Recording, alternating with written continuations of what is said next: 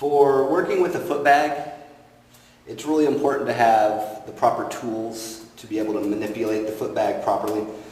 These here are the Rod Laver shoes. These shoes have been modified for foot bag. A lot of the professional foot baggers or anyone who's serious about it, they usually get these shoes because they have a flat surface here. We're able to modify the shoelaces in order to pull them back to create a cradle for the foot bag. Also, the insides are nice and flat, and we have a bottom that's nice and flat also. Okay. So, I wanted to talk about the foundations of foot bag. The foundations of foot bag, first you have to be able to kick it well. To kick it well, I see some people, let's start off with the front kick. Some people, they just raise their knee up in order to kick it straight up like this. You know, to me that's a lot of energy. And I've seen people even be able to juggle and kick a foot bag like that. But for me, it's a lot easier just to do like a little foot flick down at the bottom here. So that little foot flick, what it does is it enables me to not use as much energy, and over time, I believe it actually gives me more control to do things like juggling while I kick a foot bag.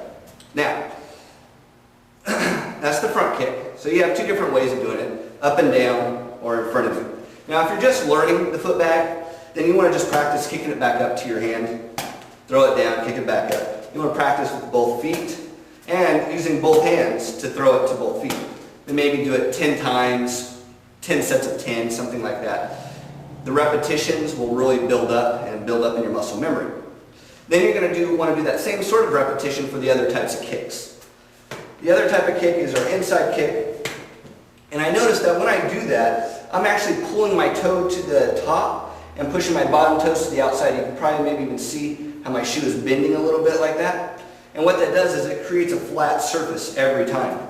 So as I kick it, it's going to stay in front of me because I'm creating that flat surface.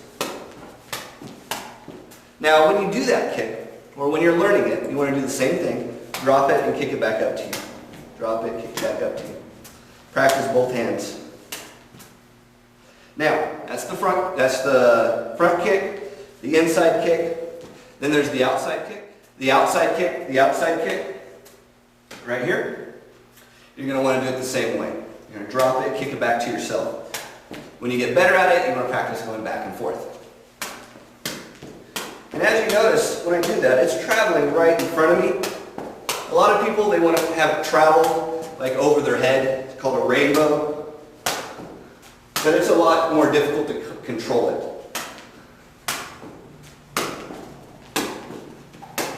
So if I want to do a rainbow, I'm going to reset myself every time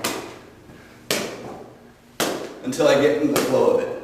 Then back and forth, back and forth. That's the outside kick.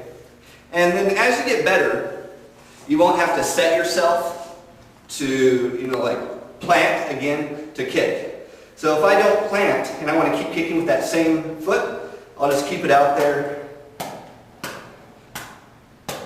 and just keep kicking it that same way. And that's a really good drill for getting good at the different parts because you'll have real good control of balance in order to keep that kick up.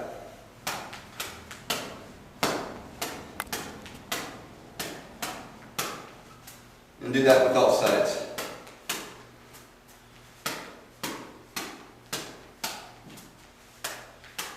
Okay.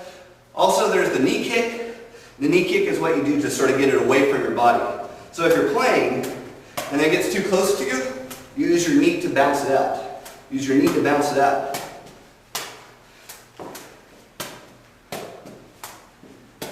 Then give yourself a nice high knee when you're doing it so it sets it up. A lot of times the knee, it'll just bounce off and nothing will happen.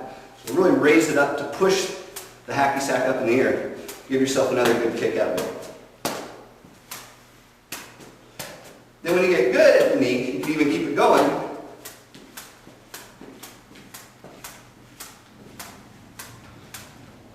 And it's just solid hits.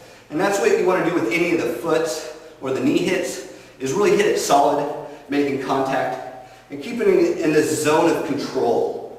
Okay? The it's behind you, you want to put it back in front of you. If it's too far out, you want to bring it back to you.